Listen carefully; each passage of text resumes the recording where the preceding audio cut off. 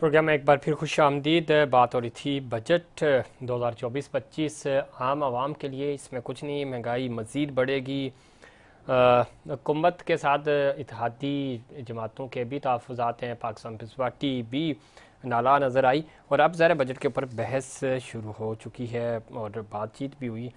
आज post budget में वफाकी वज़ीर ख़ज़ाना ने बताया कि महंगाई जो ज़्यादा आमदन है उसके ऊपर हम टैक्स लगा रहे हैं, जो तनख्वाहदार तबका है उसके ऊपर टैक्स नहीं लगेगा, लेकिन ज़ाहिर है जिसकी ज़्यादा आमदन है टैक्स तो उसको देना पड़ेगा। और इजाफी बोझ भी है, बिजली की कीमतों में भी मज़ीद इजाफा होगा, पेट्रोलियम मसनूआत महंगी हो रही है, तो अवाम तैयार हो जाए। इस पर मज़ीद बात करेंगे। हमें ज्वाइन किया जनाब ज़ुल्फ़िकार अली बदर साहब ने, सीनियर रहनुमा हैं पाकिस्तान पीपल्स पार्टी के। ज़ुल्फ़िकार अली बदर साहब, खुश आमदीद कहते हैं आपको शो में। बहुत शुक्रिया फरहान साहब, बहुत जनाब, शुक्रिया जफीर साहब, आपने बुलाया।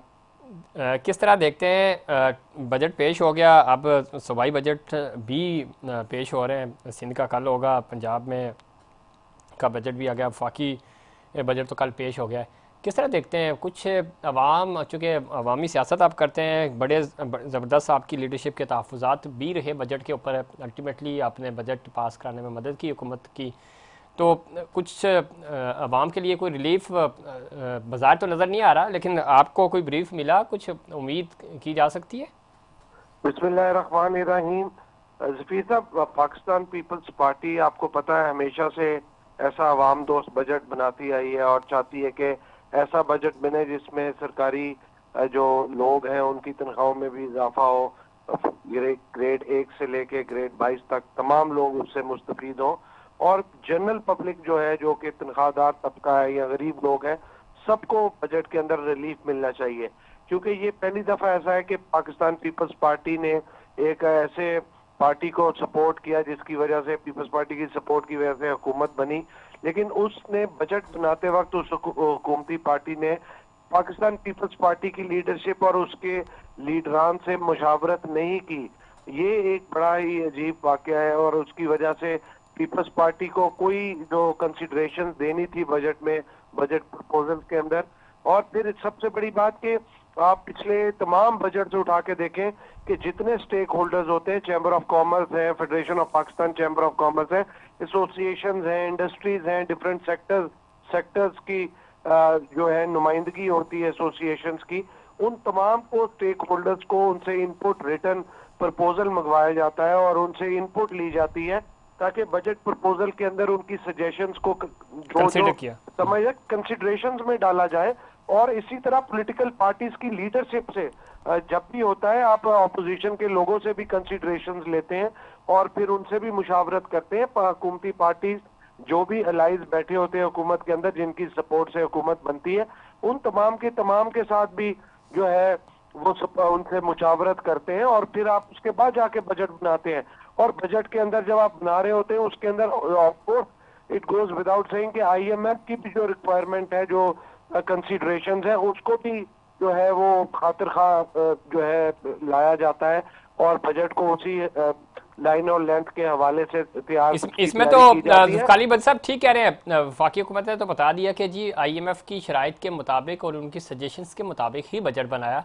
समझ आता है, ज़ाहिर पैसा उन्होंने देना है तो बजट आपको बनाना पड़ेगा उनकी, लेकिन बजट बनाने के बाद आपके पास बहुत सारे ऐसे एरियाज हैं जहाँ पे आप रिलीफ दे सकते थे, जहाँ पे आप काम कर सकते थे और उसका बराह रास्त बोझ आम आवाम पे ना पड़ता। वो सारी चीज़ें ग्रे एरिया में छोड़ दी गई हैं, इसकी क्या वजह है? देखिए, एक्चुअली बात ये होती है कि बजट जो है ना, ये बड़ी एक टेक्निकल चीज है। इसमें लोगों का कॉम्पिटेंट होना बड़ा इंपॉर्टेंट है। आप जब कोई अकाउंटेंट या कोई बैंकर को ये समझे कि वो इकोनॉमिस्ट है और आके वो फाइनेंशियल फिगर्स के साथ आगे पीछे करके मुल्क की इकोनॉमी को सीधा कर देगा, ऐसा पॉसिबल नहीं है। ऐसे ही इकोनॉमी को हमेशा वो शख्स सीधा कर सकता है जो कि पॉलिटिकल ग्रास रूट पे लोगों की कनेक्टिविटी, लोगों की पल्स को जानता हो और इकोनॉमी को भी समझता हो। वो अकाउंटिंग या बैंकिंग सेक्टर का आदमी ना हो, वो इकोनॉमी को ये जानता हो कि क्या ऐसी चीजें करेगा जिससे इम्पैक्ट क्रिएट होगा कि आम आदमी को रिलीफ मिलेगा। आपको वो स्टेप्स लेने हैं, आपको वो कंसीडरेशन जेन में लानी है, आपको ऐसी पॉलिसी बनानी है। यहाँ से जाके होता है। अब आपको मैं एक चीज बताता हूँ, यहाँ पे देखें आपने, जो नॉन फाइलर्स हैं, जो लोग ट्रेडर्स हैं या रिटेलर्स हैं जो पाकिस्तान के अंदर टैक्स नहीं देते, आपने उनको स्टेक होल्डर नहीं बनाया, आपने उनसे मुशावरत नहीं की, उनको ऑन बोर्ड नहीं लिया, आपने उनके ऊपर पाबंदियां लगा दी, आपने उनका टैक्स जो है वो बढ़ा दिया, उनके ऊपर मजीद सख्तियां कर दी। सख्तियां करने से लोगों को ऑन बोर्ड नहीं लिया जाता। 99% of the people of Pakistan are not paying taxes. Less than 1% of the people they are paying taxes. 25 lakh के लोग जो है, 25 लाख के करीब लोग जो है, उससे करीब कम लोग वो टैक्स देते हैं। ये this is not even 1% of the total population of Pakistan. आप कैसे 99% से ज्यादा लोगों को आप ऑन बोर्ड करें सख्ती करके? ये आपने उनको ऑन बोर्ड ही नहीं किया, मुशावरत ही नहीं की। किस किस्म का ये बजट बना रहे हैं, किस किस्म की ये प्रपोजल सेट कर रहे हैं कि जी आप नहीं करेंगे तो 3% होगा, 2 से 3 कर दिया। जो तनख्वाहदार तबका है, जो कि पाकिस्तान के अंदर 25 लाख के अंदर जो 16-17 लाख लोग तनख्वाहदार तबके के अंदर आते हैं, जो ऑलरेडी जिनकी तनख्वाहें कट रही हैं, उनका 35% से उठा के 45% कर दिया। भाई जो टैक्स दे रहे हैं आप उनको रिलीफ दे, जो टैक्स नहीं दे रहा उनसे टैक्स ले। आप जो टैक्स दे रहा है उसको टैक्स स्लैब आपने बढ़ा दी है, और जो टैक्स नहीं दे रहा उसके ऊपर आप सख्ती करेंगे, जब देगा तो देखी जाएगी। ये किस किस्म का बजट है यार? ये इसके लिए कॉम्पिटेंसी और कैपेबिलिटी होनी चाहिए। जब तक अहलियत और काबिलियत नहीं होगी तो वो बजट नहीं बन सकता। ये एक बैंकर को उठा के या एक अकाउंटेंट को उठा के वो ला के आपके इनके बजट बना दो। ये पाकिस्तान क्यों आजकल प्रॉब्लम में आया है पिछले इतने सालों से? क्योंकि यहाँ पे जितने लोग भी आए हैं वो यहाँ बैंकर्स होते हैं या ये अकाउंटेंट्स होते हैं, कोई ऐसा पॉलिटिकल इकोनॉमिस्ट नहीं आया अभी तक जो लोगों की पल्स को समझ सके। ऐसा ठीक है, तो जुल्फकार भट्टी साहब, अब पंजाब का बजट भी पेश हो गया है और दूसरी तरफ उन्होंने टैक्स फ्री बजट पेश किया है। क्या उम्मीदें की जा सकती हैं? डिजिटल पंजाब बनाने की बातें भी हो रही हैं, बहुत सारी चीज़ें गिनवाई गई हैं।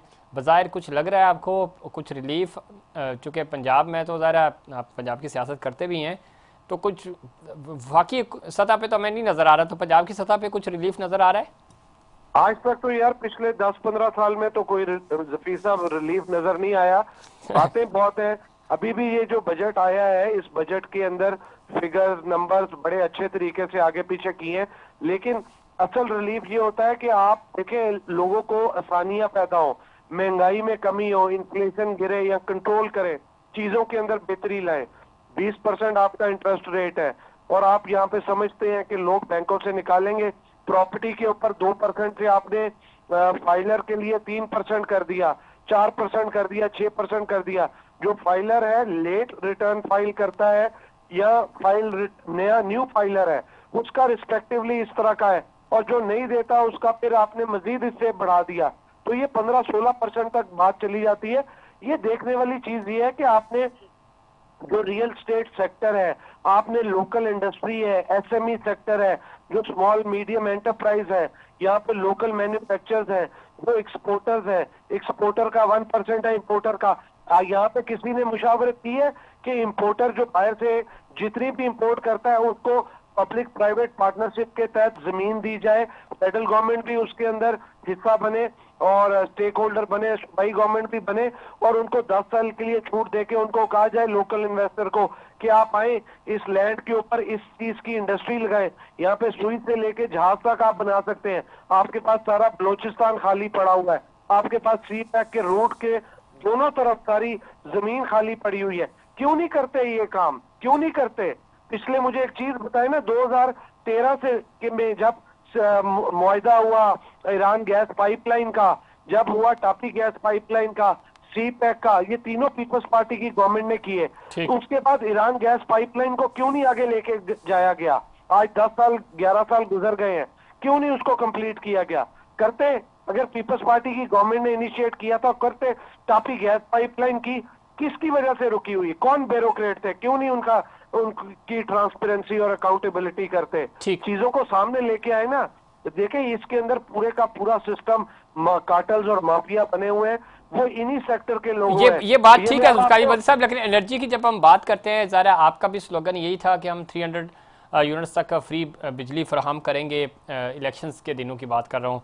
अभी जिस तरह का मोमेंटम बना है, महंगाई है, कराची की अगर हम बात करें, फिर ये सिर्फ कराची नहीं पूरे पाकिस्तान में ये सब कुछ हो रहा है, तो अब जो बिजली का बिल है ऑलमोस्ट कोई 40-45% तो सिर्फ टैक्सेस जा रहे हैं। यानी यूनिट आप जितना मर्जी इस्तेमाल करें, एक यूनिट के ऊपर भी आपको जो 40-45% टैक्स देना पड़ रहा है। तो ये सर, ये बहुत बड़ा जुल्म है आम पाकिस्तानी के ऊपर, और वो पाकिस्तानी जो एसी यूज़ नहीं कर रहा, पंखा यूज़ कर रहा है, घर में टीवी है या फ्रिज है, इस तरह की छोटी बुनियादी चीज़ें हैं, उसके ऊपर इतना टैक्स जा रहा है। प्रॉब्लम ये है कि हमारे यहाँ पे जो सिस्टम है ना, यहाँ पे फिर बात मैं वो करूंगा कम्पिटेंसी की और जी पॉलिसी मेकिंग की और स्टेक होल्डर्स को ऑन बोर्ड करने की। पाकिस्तान में इनडायरेक्ट टैक्सेस ज्यादा है, डायरेक्ट टैक्स तो आप ले ही नहीं सकते, ठीक। क्योंकि 99% of the people of Pakistan they are not paying direct tax. उसकी वजह से क्या है, आईएमएफ की कंसीडरेशन है, रिक्वायरमेंट है कि आपने लोगों से बिजली के बिलों में टैक्स जो है वो हासिल करना है, आपने वहां से पैसों को निकालना है, सर्कुलर डेट को स्लैश डाउन करना है, और बिजली चोरी की वजह से आपने जो है पैसों की वसूली करनी है। वो इसी सूरत में पॉसिबल है कि जो लोग बिजली का बिल दे रहे हैं वो उन्होंने देना ही देना है, बिजली इस्तेमाल करनी है, गैस इस्तेमाल करनी है, बिजली गैस के बिलों से निकाले लोगों के जो है ना, ये रोजमर्रा की चीजें। आप देखें बिजली और गैस कितनी महंगी है। अगर आपने सर मसला ये भी है ना, जो ब्यूरोक्रेसी है उसको तो बिजली फ्री है, गैस भी फ्री है, वो तो बिल भरते ही नहीं है। बिल्कुल, इनको ब्यूरोक्रेट्स को जो है, जब बिजली गैस के इनकी अकाउंटेबिलिटी करेंगे, ग्रेड 17 में जो भर्ती होते हैं और 22 तक जाते हैं, इनको भर्ती होने से पहले इनके एसेट्स और वेल्थ स्टेटमेंट चेक कर लें कि क्या है, और जब 22वें ग्रेड में आते हैं तब चेक कर लें कि उससे पहले इनके घर वालों के पास क्या था और बाद में क्या है। तो आपको सामने सारी ट्रांसपेरेंसी, सारी अकाउंटेबिलिटी हर शख्स की सामने नजर आ जाएगी, वो चाहे ग्रेड 1 से लेके ग्रेड 22 तक है। जो गवर्नमेंट एक्सपेक्टर से तनख्वाह लेता है, उन तमाम के तमाम की वेल्थ स्टेटमेंट और इनकम टैक्स रिटर्न्स उनकी फैमिली की आप देखें कि उनके पास पहले क्या था, नौकरी में आने से पहले क्या था और नौकरी में आने के बाद क्या है। तो आपको हर बंदे की क्लैरिटी आ जाएगी कि कौन कहाँ पे स्टैंड करता है। लेकिन ये करना किसने है, किसी ने तो करना है। We have to bring all those people on board. ये तो उन्हीं कार्टल्स और माफियाज के नुमाइंदे बने हुए हैं, उन्हीं लोगों के पेरोल पे हैं, जो आपके हुकूमती ये जो ब्यूरोक्रेट्स हैं, उन्हीं लोगों की तनख्वाहों पे पलते हैं। जो आप देखें SNGPL, SSGC, पीको, PIA, ये मैंने चंद इदारों के नाम लिए, इनका शेयर देख लें ओपन मार्केट से रोज कौन खरीदता है, कौन लोग हैं, आप देखें कौन आपने पाकिस्तान के अंदर इतना शेयर खरीद रहे हैं। क्योंकि ये वो कार्टल्स और माफियाज हैं जो हुकूमती नुमाइंदों के सर पे चढ़ के हुकूमती एसेट्स के ऊपर कब्जा करना चाहते हैं, मुफ्त की ये जो है वो ऐसी मैनेजमेंट करना चाहते हैं कि थोड़े से पैसे लेके पाकिस्तान के ज़राए वसाइल पे काबिज होके। पाकिस्तान में अमीर कौन हुआ है, जिसने बैंकों से लोन लिया है, जिसने बिजली चोरी की है, जिसने गैस चोरी की है, जिसने SROs इशू कराए हैं, ये लोग अमीर हुए हैं। बेशक, लेकिन आम आवाम को रिलीफ नहीं मिल रहा, और रीज़न यही बिल्कुल दुरुस्त निशानदेही कर रहे थे आप जुल्फ़िकार अली भट्ट साहब। प्रोग्राम में वक्त देने के लिए बहुत शुक्रिया। ये था हमारा आज का प्रोग्राम। उम्मीद करता हूँ देखिए तरह आज का प्रोग्राम भी आपको पसंद आया होगा। मुझे और इनसाइड पाकिस्तान की पूरी टीम को दीजिए इजाज़त। अल्लाह निगहबान।